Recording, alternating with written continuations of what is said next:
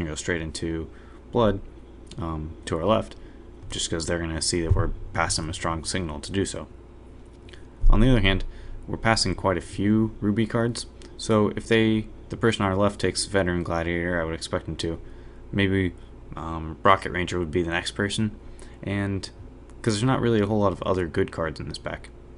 So they might be hurting themselves by, both of them going into Ruby. Anyhow, though, we're going to take Murder for now and see how the rest of the draft works out for us.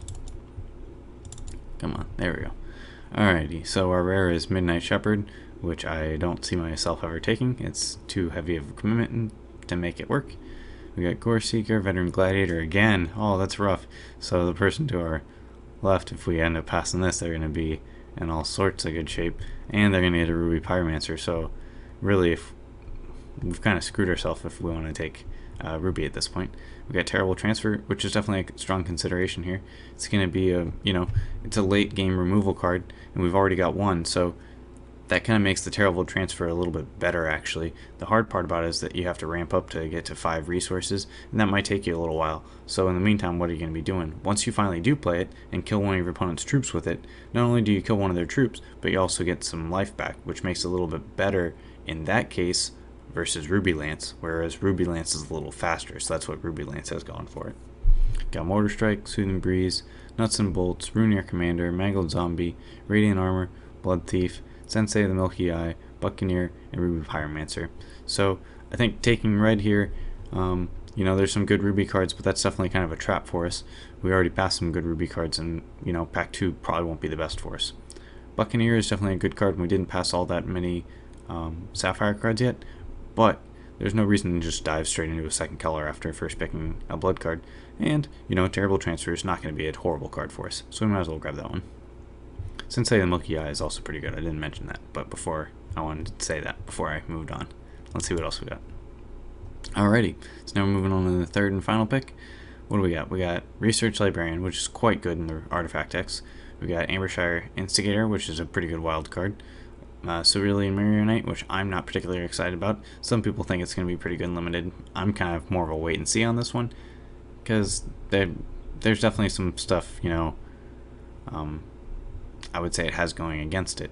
With that said, it's not just troop combat damage, it's just any damage, so it actually triggers pretty well with Sniper of Gawain, which is definitely interesting, and if you haven't noticed that yet, it's something to keep in mind. So we got Ruby Lance, Sniper of Gawain, which is pretty powerful, Ruby Pyromancer, which is pretty powerful, but we already said we're going to try to avoid taking Ruby cards. I think this is where we would probably want to go in on the Wild plan, most likely. Wild and Blood, I feel like they pair pretty well together. This Call of the Grave actually becomes pretty good if you manage to grab a bunch of Briar Legions, and it's basically just an extra copy of Briar Legion so long as you have enough of them. Briar Legion's quite good, so is Ambershire Instigator, so those are definitely 2 considerations for us. Hunting Pack, Pyromancer, Honeycap, Rocket Ranger, Sapper's Charge, and Atrophy. Sapper's Charge is also good. We could go all in on like the just draft a bunch of removal and hope for some bombs plan, but I kind of want to grab one of these 2 because they're at least going to get us there. By taking the Briar Legion now, if we're able to get, 3 total, your deck's going to be pretty good. With only a 40 card deck, you do have a decent chance of drawing a second one, and really if you can go turn 3 Briar Legion into turn 4 Briar Legion, you're in a very good position. That makes both of them into 4/4s on turn 4. That automatically evades quite a bit of the removal in the format. Sure, Murder's still going to get them, but at that point you're in really good shape. And even if you're able to play a third, picking this up early in the draft is going to make it a lot better later on. The Instigator is definitely pretty good, but because this is so good early on in the draft, that's why I'm going to take it right now. So I would go with the Briar Legion, and that moves us into Blood and Wild. One thing to know about that is now we're kind of in the Shin hair colors. We would have gotten Brucesaur next, which is pretty good. We also got Shame Gladiator, which is also pretty good. Would have been one of those 2. Probably the Brucesaur because I like him a lot.